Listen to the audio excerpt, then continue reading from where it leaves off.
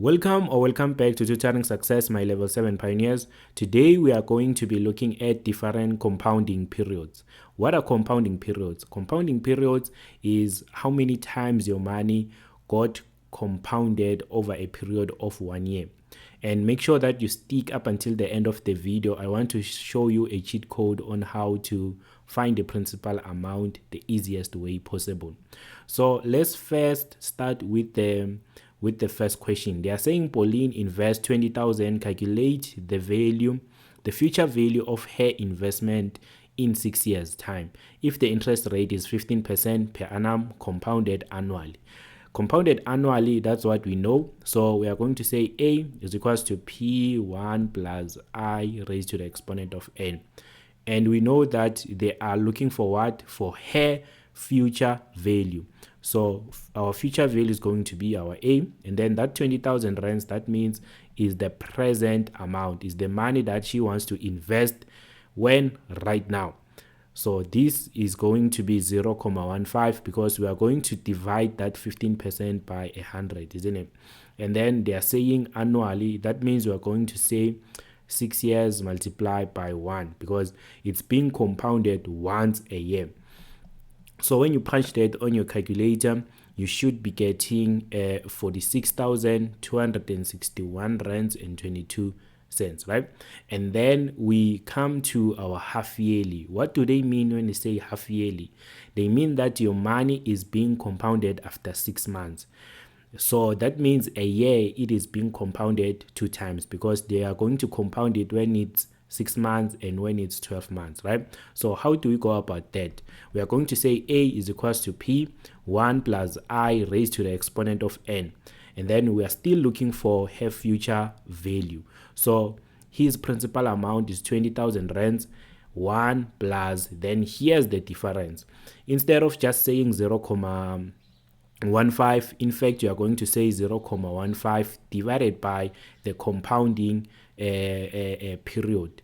Since they are going to compound it half yearly, meaning sometimes they like to say semi-annually, that means they are going to compound it 2 times. That's why we are dividing it by 2. And then your n is going to be 6, right? But how many times is it going to be compounded per year? It's going to be compounded 2 times. That means we are going to multiply by 2 at the exponents there.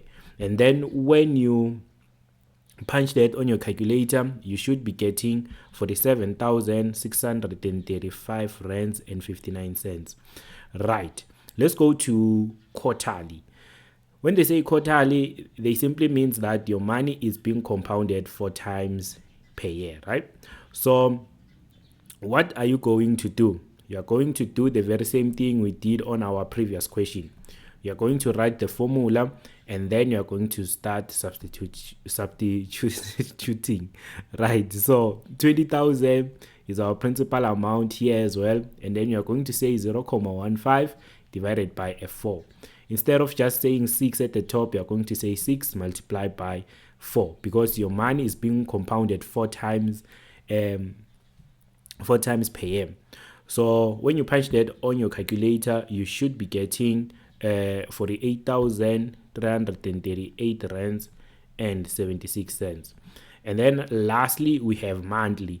Obviously, we have how many months a year? We have 12. So that means we are going to just divide by 12 and we multiply by 12 at the exponent. So we are going to be having our 20,000 rands as our principal amount, and then we are going to say 0.15. We are going to divide it by 12, and then you are going to say 6 multiplied by 12 because per year is being compounded 12 times because it is monthly. And then you should be getting 48,918 rands and 41 cents, right? So this is how you go about dealing with different compounding periods. If you're having any question, my level 7 pioneers, please make sure that you post it on our comment section below.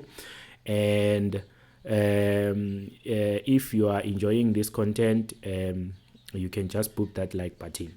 So on our second question, this is our cheat code, guys. So in order for you to find in order for you to find A, you are going to use this formula. And then in order for you to find P, which is our principal amount, you're going to be using this formula. This formula is not something special, but it's something that is derived from this formula, right?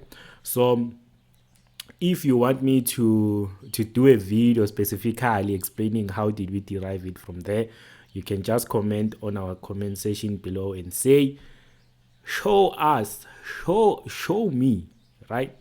And then I will do a short reel or a video. So let's tackle the question, guys. They are saying Joseph invested an amount of money 6 years ago. Now after 6 years, it is worth 1.2 million.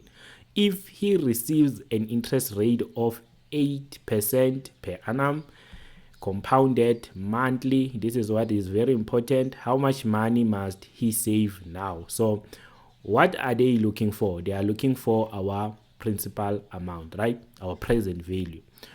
And then we are being given what? We are given our future value, which is 1.2 million rands. So when we are going to write our timeline, if you forgot about our timeline, I'm going to link a video on your screen right now whereby I'm explaining timelines in great detail. So our T0 is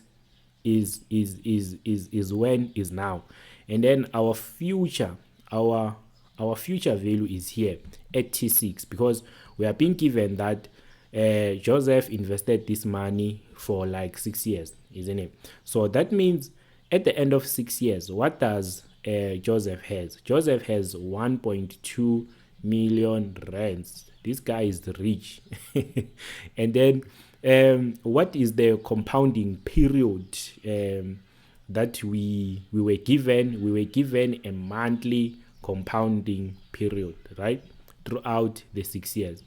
And what was the percentage? The percentage was 8% per annum, right? And then what are we looking for? We are looking for our initial amount. This is what we are looking for, our principal amount. That's what we are looking for. This is how you go about writing your number line, guys. This is how I usually do it. So right, let's go and solve this one. Usually you are going to say, since they are telling us that they are using a compound, it is compounded, that means we are going to be using this formula. And then instead of substituting, you can simply just derive that formula, since we are looking for P, right?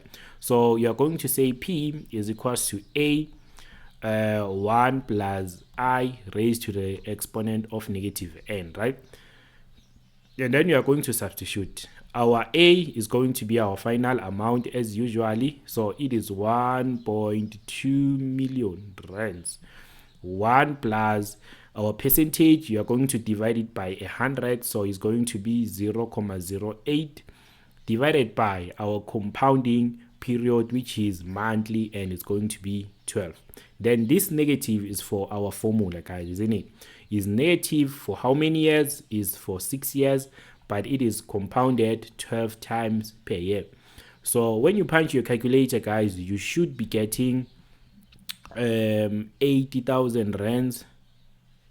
This is the money he invested, right? 80,000 rand, 545 and 25 cents, isn't it? So if you can try to go about it, let me try to explain it quickly. So if you are being given A, isn't it, is equals to P 1 plus I raised to the power of exponent n. So if you want A, you are going to say 1 plus I raised to the exponent of n divided by 1 plus I raised to the exponent of n, because we want to cancel this, and then you are going to be left with P is equals to A divided by 1 plus I raised to the exponent of n. So if you can consult your rules of exponents, you can clearly see that if we change this n to being a negative, it's going to be is going to move from our numerator, from our denominator, I mean, and then it's going to be our numerator. So I'll try to link another video of exponents on your screen right now, or on the comment section below, the description below. Yeah, so let's go to our next video, guys, whereby we are talking about two different types of interest rates, right? We are having a nominal effective rate, nominal and effective interest rate. So we are going to see what is the difference, and then they are going to introduce a new formula for us in grade 11. And then I think that's it, guys. From there on, we are going to tackle exam questions day by day. So let's go to our next video. Thanks for watching.